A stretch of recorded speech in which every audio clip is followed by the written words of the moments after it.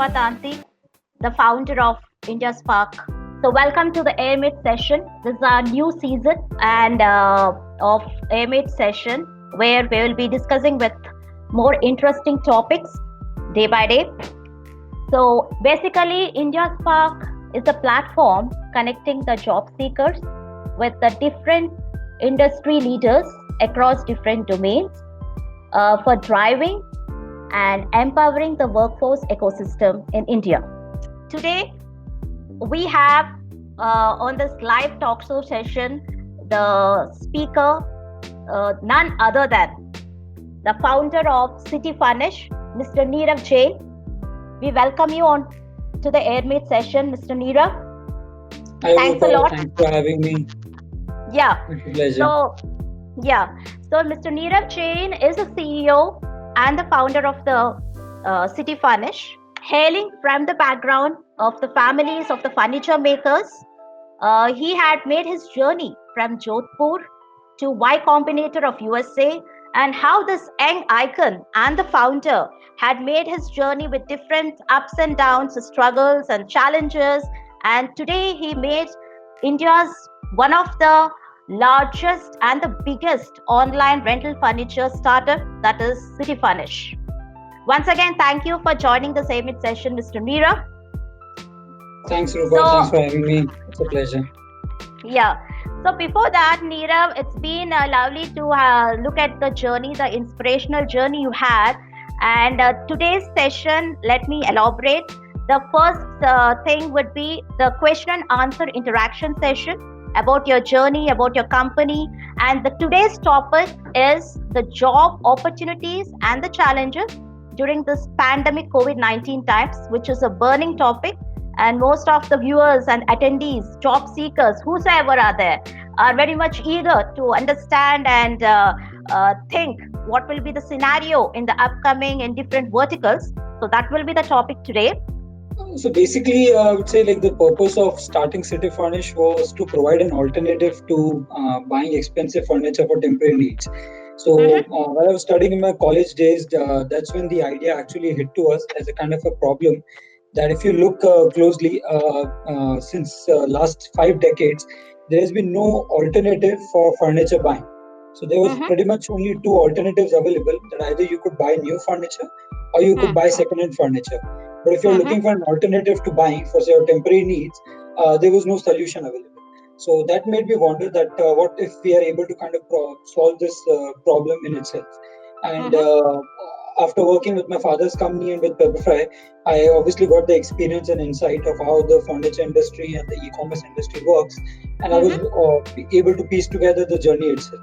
And after that, we did a lot of surveys to understand what the user wants, and obviously the clear answer then it obviously became was that furniture subscription is the long-term play, where if you have to substitute furniture buying, that's what needs to be provided to the users, that if there needs to be a economical and affordable alternative, so that would be furniture rental or subscription. So that's how we actually started this. So that was the biggest challenge come opportunity, I would say, when we started City Furnish. So we did around 200 interviews in September 2015. That was like the inception month of City Furnish. And we used to ask majorly two major questions to our people who we were talking to, that if you have to furnish your rental accommodation, how will you furnish that? And more than 95% people said the same thing which you are asking, that they only knew about the two options which were available. So most of the people ended up saying that either they will buy new furniture or they will buy second-hand furniture. A few even said that they even relocate the furniture if they are living in the close proximity.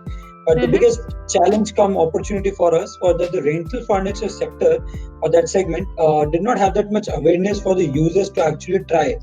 So it was basically a lack of awareness, because of which the sector was not able to grow. So it is basically a chicken and egg kind of a problem, that people did not knew that this is an option, and because people did not knew like rental was an option, that's why the category could not grow. So when we started City Furnish, that was the biggest I would say idea for us, to actually build awareness about this industry as a whole, and then to position City Furnish as the one-stop solution for all the furniture rental needs. So that's how the positioning and the awareness about this category and this sector as a whole has helped us to create more awareness about this furniture rental domain. and eventually we have been able to drive the awareness option. So now, as City Furnish alone, we have done Mm-hmm. 50,000 plus subscription over a period Mm-hmm. of 1.5 years, and we are seeing that the awareness about furniture rental as an option has increased tremendously from what it was in 2015 to what it is in 2020 now. Sure. So I think as we definitely look at it, we the complete team at City Furnish had one very good outlook, that we Hmm. never settled for I would say at a negative outcome. So we keep Hmm. striving, we kept hustling, and we always knew that if you're on a very good journey, we are able to delight the customers. We'll always achieve where we want to be. So again, when I started, I was just 21 years old. So the biggest Wow. rejection for me was to actually hire people, and when majority of them were actually much elder than me. And this is Mm-hmm. a time where a lot of I would say startups were already operating, but most of them were started by, I would say, like a pedigree of founders who would have come from either good college backgrounds or would be coming from a good professional background, and there Mm-hmm. to join a young startup with a young founder was definitely a challenge for us. But I think we were able to convince them with our story and our vision that that's what we are trying to do. And I think the clarity of thought actually helped us to go through whatever failures came to our doorstep. So be it rejection, or maybe facing hiring problems, or be it facing problems in raising capital in the early days, or getting growth by acquiring new customers. I think we were Mm-hmm. always able to find more innovative ways to go around it, and never to back down from a challenge. And that perseverance has been the key factor for City Furnish as a whole. And obviously, it's more of a team activity rather than an individual attribute, and that has helped us a lot in the since inception till today. So there are three fundamental difference between us or the other players available in the market. So first and foremost is that City Furnish is we count ourselves as a value-driven organization.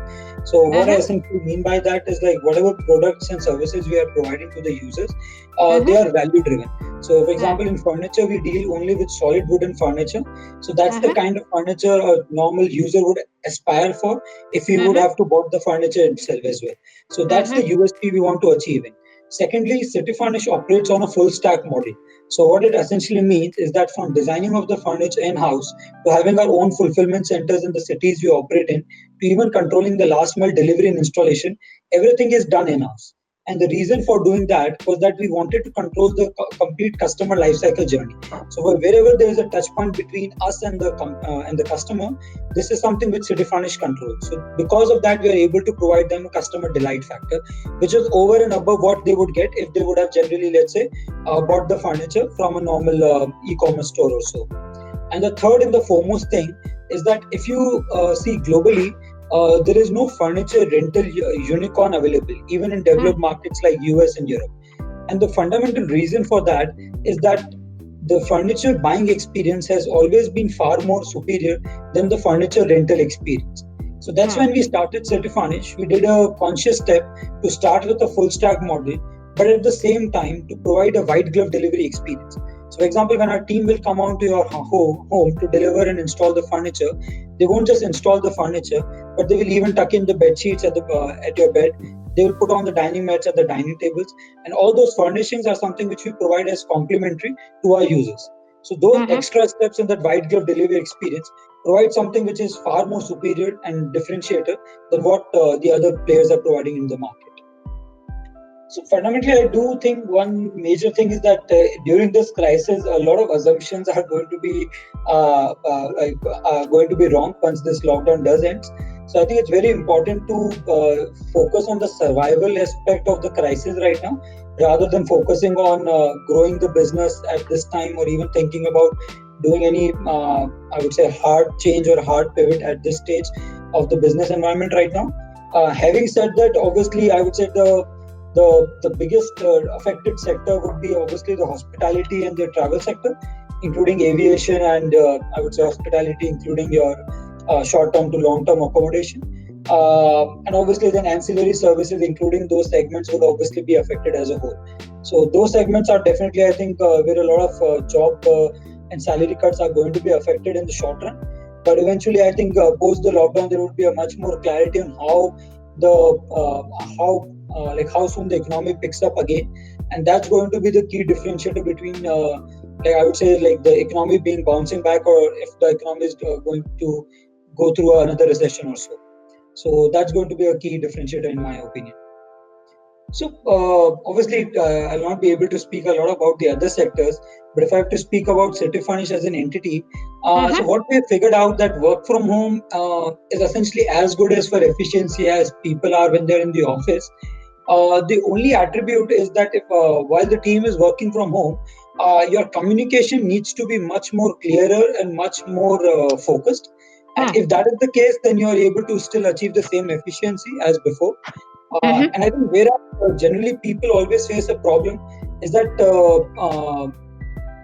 to avoid work from home situations, people try to be in the same office and they would have multiple communications for a single project or a single task they're working on. Whereas in a work from home situation, I think you just need more clarity to be provided at the inception to the team, whoever is handling that task. But if you're able to provide that clarity and that, I would say, brevity of that information, I think you can expect the same kind of efficiency from your team. And obviously, there are some tasks which cannot be done from work from home. So, example like delivery tasks and operational tasks. So, obviously, those needs to be like done operationally and only post the lockdown is over. But apart from that, I think all the other works like the technological work in customer service and etc.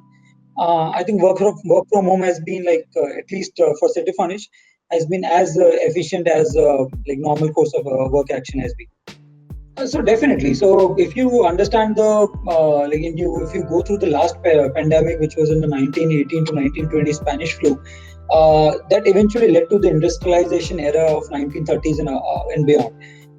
So I think even this COVID crisis is also going to bring up a lot of opportunities, and a lot of sectors are going to come up.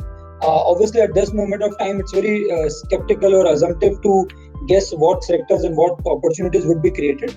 But for sure, I think there would be a lot of, I would say, like the pace of digital adoption for every sector or industry is going to be is going to speed up. So if it's e-commerce, if it's healthcare, if it's even logistics and other sectors, the digitization of all those sectors is going to speed up a lot. So and that's for sure is going to help a lot of new age companies or startups to come up in that sector as well. So that would be very interesting to see in the coming years and so on. So definitely, I would say that upskilling is very much required in this duration of time. And I think that just for the recently to be graduate or to like for the postgraduates, the job market is going to be also a little bit shaky. So for that duration, I think to build up your soft skills and your, I would say, the core functional skill, whatever is that according to your subject matter expertise, it could be commerce or science, depending upon what you're learning from. I think it's very important to develop those kind of skills. So what we have essentially seen is that a lot of graduates generally in India lack normal communication and soft skills. And I think that would be a very good time right now to kind of skill yourself on those attributes. And at the same time, I think there is a lot of courses available online on tools like NTPL, which is a government platform where a lot of IITs, IIM professors are giving online lectures on tools. So those attributes could be used to upskill your functional domain expertise as well. So a combination of those can be used to like make yourself more ready or adapt for the job market once this crisis is over. So I think like so this is it's a three-legged question to answer. So because it's not just the I would say the problem of the education. I think there is a disbalance between what the education sector or the graduates and the skill set which the graduates graduate from, and the skill set which is generally or normally required to come into the corporate sector or the job sector. And I think because of this disbalance, there is a problems of I would say employment and all. But I won't particularly blame it on the education sector or the corporate sector, but it's more of a disequilibrium or a disbalancing factor, and which needs to be corrected by having a close participation between, I would say, the education sector and the corporate sector. And until those two sectors kind of participate together to kind of analyze what are the skill set required, and those skill set are then finally attributed and then teach to the younger generation of graduates coming in, that problem won't be solved. But I think one problem, way of solving those problems would be just to bring those industries together and have a kind of a collaboration of a sort to see how like both the sectors can contribute much better together. Again, it depends upon a lot on the job market and the stability of the startups coming in. I think one good thing which would come out of this crisis is that a lot of startups are going to aim towards profitability and I would say sustainability. And I think because of which, I think the trend of youngsters joining startup would or should still continue. And more also, this is more from, I would say, from the perspective of job satisfaction, like what you're trying to do and I think the power of creation at startup, at what you are able to contribute, is much larger than what you are able to do at a larger organization, let's say like a TCS or so. And I think that factor of building something and creating an impact in this organization is a very big factor and attribute for most of the youngsters today. So I think that trend is still going to remain the same, more or less, at least in my opinion. So again, going through my personal experience, definitely I would say that having good mentors or having a good mentor support network is obviously very beneficial, because as a startup, one thing is for sure that you're going to face a lot of challenge and a lot of uphill tasks. But if you have the right mentor support and your right set of people around you, it just makes it a little bit more easier for you to go through that. So I would definitely recommend to have some sort of mentor network to help you through the challenges which you are going to face, be it hiring challenges, growth challenges, or like building your organization challenges. So having mentors and like someone who has been there, done that, generally always helps. So if you have the network to approach the mentors, definitely go for it. So since we started CityFurnish, one thing which was clear to the complete team was that we wanted to run CityFurnish as a unit economic positive company. Since last 2 years, we have been profitable, and I think we'll be the very few of the startups in India who have been profitable since last 2 years and so. And at least in this sector, I think we'll be the only one. And I think one of the key takeaways for us, even at that duration when we were starting, was not to chase growth at any cost. Obviously, when we started in 2015, that was the mantra of the VC community, and because of it, we faced a lot of rejections. But I think we still believed in what we were doing, and for us, obviously, because we were still growing month on month, and the revenue was coming in from the users, we were still able to grow business as a whole as well. And eventually, we were able to find good partners who were able to support the cause, but at the same time, understood the belief of how we wanted to run the company. And I think that synergy proved very beneficial for us. So we were true to the case of the business that we want to be unit economic positive and be profitable, but at the same time, growth, creating growth at a sustainable format, rather than creating growth in an unsustainable format where you are targeting growth at any cost, and that kind of creates long-term problems in the organization of the company. So basically, one major thing I would like to say is that I read a saying that failure only happens when you actually stop. So unless you decide that you are not stopping, you are actually you have not failed, neither as an entrepreneur, neither as an organization. So and that's what keeps us going as well. That you need to keep thriving through, keep hustling, and keep trying to move forward one step at a time. And as an entrepreneur itself, it's like you could have one failure of a startup, but as an entrepreneur, it's not that you have failed. That's like one of your startups have failed, but again you can restart and again you can make the other one work. So and that's the outlook generally I have, and I would try to say that a lot of youngsters should also have the similar outlook. The failure happens only when you stop, but if you keep trying and if you keep moving forward, you're actually not a failure, neither as an entrepreneur, neither as a company. So I think that's the outlook we should maintain. Sure. So CityFurnish is a family of 120 people and more, spread across 7 cities in India now, including our operational centers and our head office in Gurgaon. The idea about us is again as we keep going forward post the lockdown, we obviously are looking to hire people across the mid-level management. And you yourself in India Spark has been a very big enabler for us in getting those right hires since our early days. So definitely, I think we'll be keep moving on forward on that. But major attributes or major sectors of positions where we are looking for is obviously a lot on creating efficiency on data learning side of it, how we are able to optimize the data sets we are available, get key insights onto that. So data analytics. And secondly is obviously on customer service team is like as we are expanding, that hiring also keeps expanding as a whole unit. And third and foremost is the operational team. So those are the three teams which we are like looking to expand post the lockdown again, and that's what we are working on.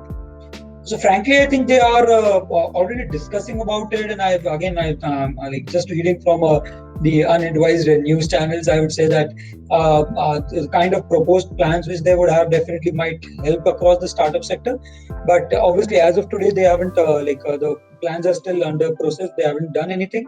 But I think we are very hopeful that there would be some sort of steps which the government would take to actually make this more like enabling factor, so that once we come out of this crisis, it's just like everyone is at a more strengthful position than more weakness kind of a position. So we are very hopeful and optimistic that there is going to be some sort of a support from the government in some way or the other. So yeah, looking ahead to it. So again, like I would frankly say that it would depend upon a lot of economical and geopolitical issues. It's fairly difficult to change overnight or in a matter of months the complete supply chain from China to India. It takes time to set up complete supply chain networks, factories, and units. Having said that, I think like this opportunity for India is going to be very worthwhile. So if the government and the industry associations are able to kind of leverage and bring that to their advantageous position, we would definitely see a lot of, if not the complete supply chain, a lot of like a lot of supply chains, at least for electronics and medical supply chain, come from China and other nations. So I think first is, like as I always say, is that you need to go out and talk to your users first and foremost. Second would be to validate your assumption. So whatever you know or you think or you have an assumption about the business, your market, your competitors, you need to validate that so that you are not left in the blind. Third thing is to try and build a sustainable and profitable business. And last would be to to always build a very core team. So take your time, take your sweet time, but do not hurry through building the core team in the beginning, because that's going to be the make or break in the long run of your organization. So those would be the four major attributes I would recommend to any budding entrepreneur. Definitely, we are always hiring, and as I was mentioning, there are three sectors we are already looking to hire across. So data analytics, operations, and customer service. So if anyone is interested to join us, definitely please feel free to write to me, and I'll see across to it then. So I would say that definitely, I think the tier 2 and the tier 3 version of India, or I would say the rural version of India, I think that's where the next 100 million or so of the users of the e-commerce market lies. And that's something which even Amazon and Flipkart has been facing a little bit of difficulties in tapping into and getting into that. So I think there's a lot of opportunities for those sectors. And I think the key sector or the word would be there, the frugal innovation, that you need to innovate, but it needs to be frugal enough so that it works in that environment. So I think there would be a lot of opportunities, but if I have to name a few, education sector and health tech sector are the two biggest sectors.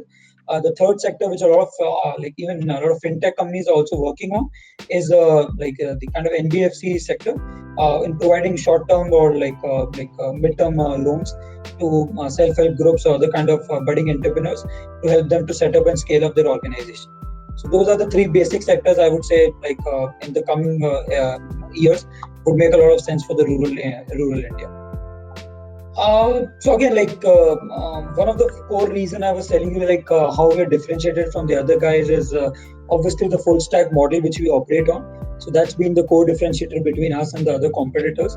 The second thing is that even as in date, as the complete management team, we have a policy where the complete management team talks to users every Saturday when the company is working. So this ensures that we are always in touch with the users and we understand what the delight factor for the user would be. And that essentially helps us to innovate further and faster than what I innovate in a competitor would do. And I think that's been one of the foremost factor which has worked for us, being in very close contact with the customer and keep innovating in small iterative cycles to bring new products, new services, and new factors to build more customer delight into our user base. So that's the factor we keep building on. Hi. So my question is specific to the Nirav. Hi Nirav. I want to know how difficult it was for the City Furnish at the initial stage to get onboarded on the market and get the users and all. So I think it was fairly difficult because we didn't have any marketing budgets or any kind of performance marketing budgets to kind of run an advertising on. But then we figured out I would say basically we did the funnel conversion. So if you understand when a person is looking for, what would be the time when the person is looking for furniture in, the attribute which came to the top of the funnel was that when he is looking for a furnished or an unfurnished house. So the moment he is deciding on the finalizing a rental accommodation, if it's an unfurnished accommodation and if you are able to tap into that moment of time, we are getting a very good point to make that user a converted user for City Furnish. So essentially that's how we started. So we went out and we did a lot of meetings with the brokers, and we asked those brokers that whenever you are meeting a landlord or a tenant, you are trying to show them a house or a property, just push them City Furnish as well. And for every lead they will bring in, we will give you 1 month rent as a commission when it's converted. And that worked really well. And that was one of the biggest omni-channel play we did, like an offline to online play. And as on today also, we have like 1,000 plus brokers onboarded on City Furnish. And we have an app also called City Furnish Partner, which brings in both the channel of attributes, which is the not just the online attribute where the users who are, let's say, tech savvy or like attributed to finding about new sectors online, but even those kind of segment who are, let's say, 45 and 50 above in age, but who are in touch with the offline broker community, even those are converted and have become users of City Furnish. So in the beginning, we did a lot of that, and we also started doing like events across the expat community because we found out a lot of expats already rent furniture. So then it became a very good enabler for us. So those were the two major things we did in the beginning. Okay. And Neera, one more question.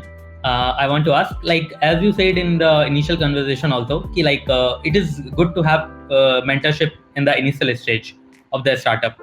So I just want to know, like, whether City Furnish has got any mentorship from anybody, and like how you will suggest some initial startup in the India to get the mentorship on some forum and all. So we have a lot of mentors on, like, and that's one thing we have been thankful for. So like the first one was Jitendra Gupta. He's the founder of Citrus Pay and just started another venture called Jupiter. So I think one of the best mentors for us. He has been, because he's been there and done that. And I think the best way to reach out mentors is to directly reach out across to them. And what what I've seen, at least from my experience, is that most of the good entrepreneurs or good businessmen are very open to share the knowledge and insights they have about their business. So and I think everyone is very reachable across nowadays, because through LinkedIn and like easily across through their email IDs and all. So I think the best way would be to find across the mentor which suits your business idea or your attribute, and then directly approach to them that this is the idea, and if you have some knowledge to share on. I think most of the people are very happy to help out and like share the information they have, in my experience at least. Sure, thanks. Hi, Yes, Neerav. Mr. Venkatesh. Hi Venkatesh, how are you doing?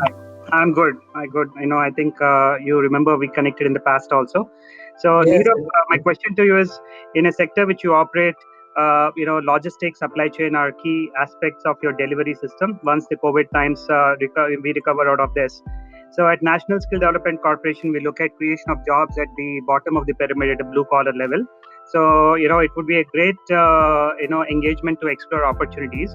So, any thoughts on that in terms of how do you want to skill people at the bottom of the pyramid? What kind of a blue collar job, scenarios are you looking to add on into your current venture as you go forward? Maybe next 1-2 quarters or maybe 3-4 quarters would be tough from a COVID standpoint. But for the next 2 to 3 years time frame, do you have any plans around it? Definitely, and that's a very good point you have brought in. Is that even as on today date, the majority of the complete team we have at City Furnish are involved in the supply chain aspect from it, in the operational piece and everything. And during this COVID era, when the lockdown was there and the team could not actually fulfill their general workflow, that's one essential thing we have also been working on. So trying to increase the efficiency of the team by upskilling them. So we have been able to kind of upskill our team and making them learn Excel, making them learn our internal CRM and internal systems as well. Because what we have also seen is that the attribute of our team as well is that if we have to promote our team from the lower angle to the mid-level management as well, we can do internal promotions as well if we are able to upskill our team. And I think what guys have been doing, and you are like talking about it, and NSDC is also essentially the kind of the same system. And what we have seen at Citifund is that the demand pickup is going to be fairly quick, maybe post 1 quarter or so. So I think there will be a lot of synergies where we will be able to tap into, and we will be able to work along with a bunch of skilled like electricians, carpenters, and like even delivery guys and drivers and all. So those synergies we would be very happy to explore on, because I think that's the backbone of City Furnish, and we keep like very importantly a hold on that. I also have a following question. I want to hear from you as an entrepreneur and a startup founder on the recent Jio deal with the Facebook. And also, do you expect any large entities from US and Europe venturing into India and looking at partnerships, especially in the furniture, online rental, online furniture space? Maybe any strategic partnerships you guys are exploring at this point in time with players like IKEA and all? Definitely. So to answer the first question, like there's an earlier question as well about the rural economy. So I think for the Jio Facebook deal, I would say like, and I recently read just 2 days ago once the deal was done, that they have launched JioMart and they have already done some trial in Navi Mumbai, Thane and all.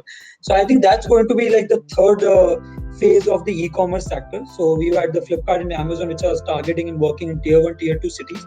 And I think if done properly and well, the integration of Jio and Facebook is going to bring in the wave of e-commerce and I would say digitization to the tier 3 or the rural side of the India. And that's going to bring up like a lot of job opportunities and entrepreneurship opportunities as a whole as well. So I think it's a mix of good two, I would say, digital giants.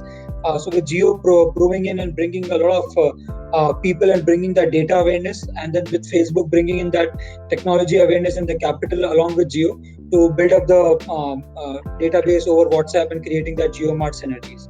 So I think those will be very interesting to see how that goes and plays out in the future. So that definitely would be a very interesting element to see that. And to speak about the second question, so obviously we were in Y Combinator, and Y Combinator has been an investor in us, and we subsequently raised funding from the founders of YouTube and Gmail. So we obviously have a lot of, so majority of our investors are American investors, and I definitely see that with the increasing globalization network and the kind of frameworks being increased, this kind of a sector obviously will I would say kind of attribute or attract a lot of foreign capital, and those would be, I would say, borderless essentially. So it could be through, I would say, Japan, US or Europe as well, but not particularly from any one country as a whole. But obviously US being one of the main major, I would say, venture capital provider would obviously play a key role in this sector for sure.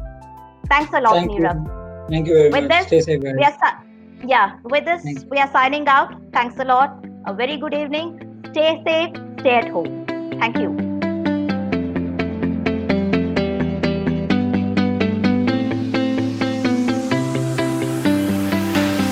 I see the